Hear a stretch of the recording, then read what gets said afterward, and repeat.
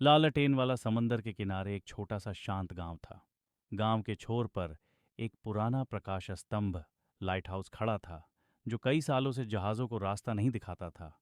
अब समुद्र शांत था और जहाज़ वहां से कम ही गुजरते थे, लेकिन हर शाम उस लाइट हाउस की लालटेन अब भी जलती थी। उसका रखवाला, एक बूढ़ा व्यक्ति जिसका नाम था एली, अब उसे नाविकों के लिए नहीं जलाता था, बल्कि तारों के लिए जलाता था।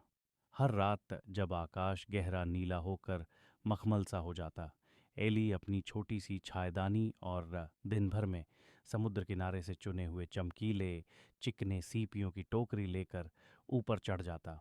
वह सीपियां वह लालटेन वाले कमरे की खिड़की पर सजा देता, ताकि उनकी कोमल रंगत और घूमती हुई आकृतियां लालटेन की रोशनी में नहा जाएं। एली का मानना था कि तारे उन्हें देख सकते हैं, और यह सीपियां उनकी तरफ से रात के आकाश के लिए छोटे छोटे तोहफे हैं। कभी कभी समुद्री हवा ऊपर तक आती, जिसमें लहरों की नमकीन खुशबू और उसकी चाय की भाप घुल जाती। कभी कोई सीगल चिड़िया बालकनी की रेलिंग पर बैठ जाती और चुपचाप एली के पुराने गीत सुनती।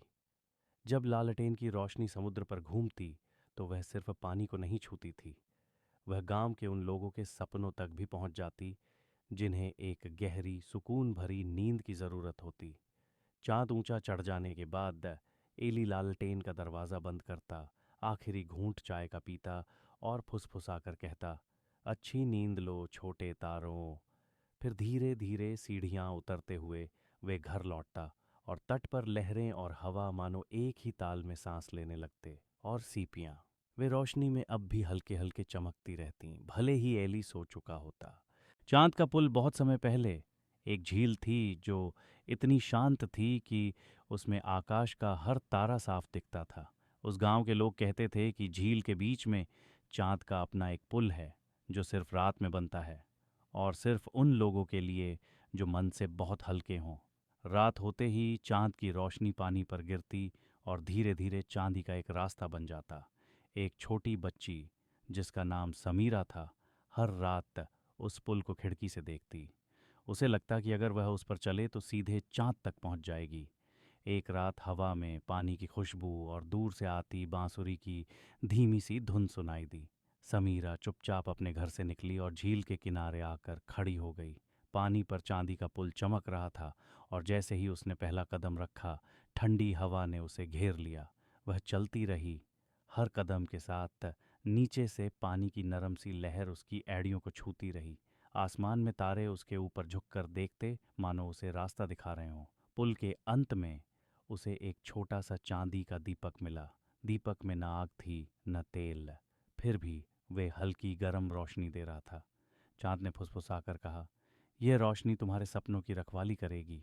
समीरा दीपक लेकर लौटी, और जैसे ही उसने आंखें बंद कीं, उसने महसूस किया कि उसके चारों तरफ वही चांदी का पुल, वही तारे और वही नरम हवा है।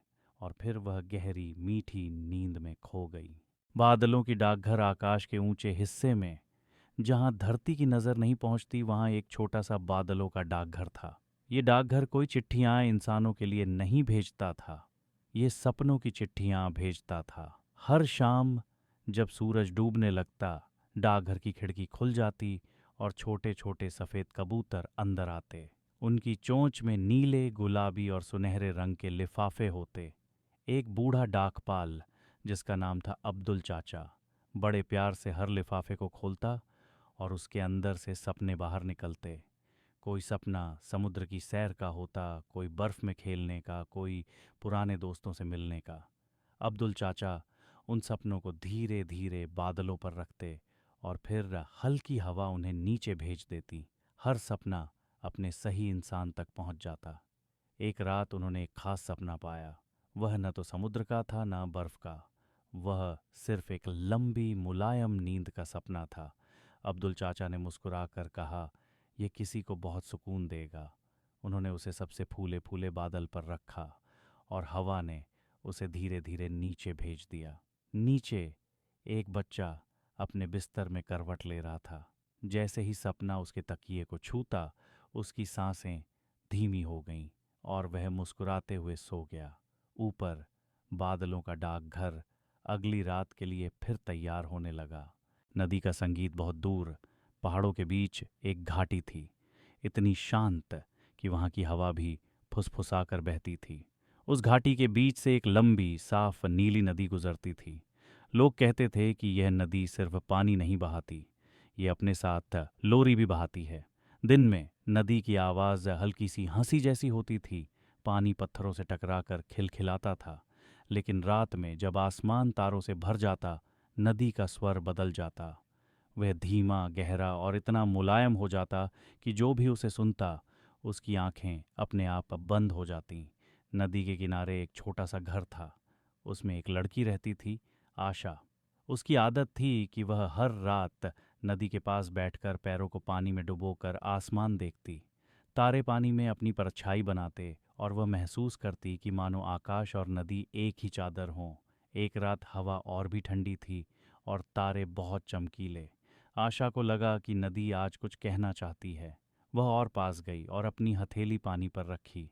पानी में हल्की लहर उठी और फिर उसने सुना कोई आवाज़, जैसे कोई पुरानी कहानी सुना रहा हो। बहुत धीमे आवाज़ कह रही थी, हर लहर एक सपना है, हर सपना किसी के दिल तक पहुंचना चाहता है और जो सुन ले वह सपना उसका हो जाता है।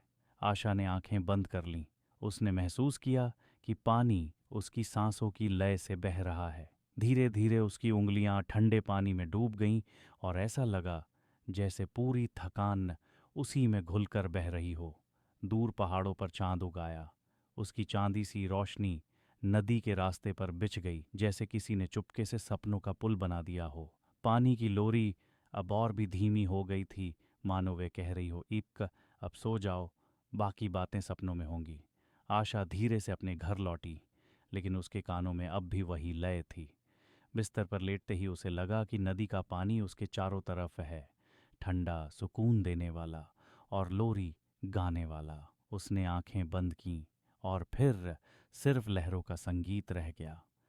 तारों का बगीचा बहुत दूर, जहाँ रास्ते खत्म हो जाते हैं और सिर्फ आकाश बचता है, वहाँ एक बगीचा था। लेकिन यह बगीचा धरती पर नहीं, बादलों के ऊपर था। लोग उसे तारों का बगीचा कहते थे, क्योंकि वहाँ जो फूल खिलते वे असली फूल नहीं, बल्कि छोटे छोटे चमकते तारे होते थे। हर रात जब चांद आसमान में आता, बगीचे का रखवाला, एक शांत सफ़ेद दाढ़ी वाला बुजुर्ग, बादलों की पगडंडी पर चलता हुआ आता। उसके हाथ में एक छोटा सा पानी का लोटा होता, जिसमें चांदनी भरी होती।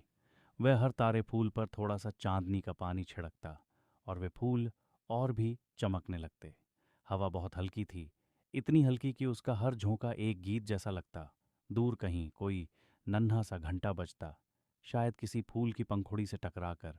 धीरे धीरे पूरा बगीचा एक धीमे मधुर संगीत में डूब जाता, जैसे लोरी गाई जा रही हो, सिर्फ आसमान के लिए।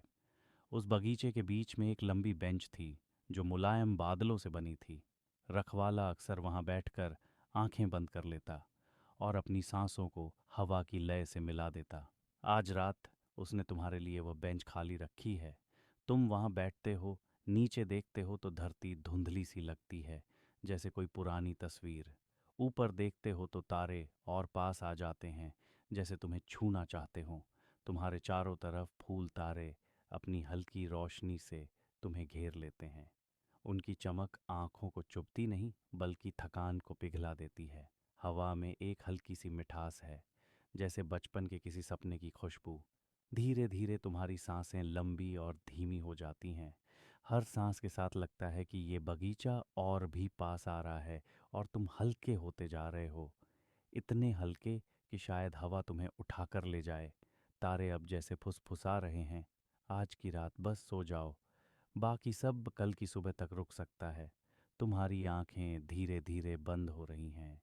हवा का गीत और फूलों की चमक अब सपनों में घुलने लगी है और तुम्हारे आसपास सिर्फ सुकून बचा है।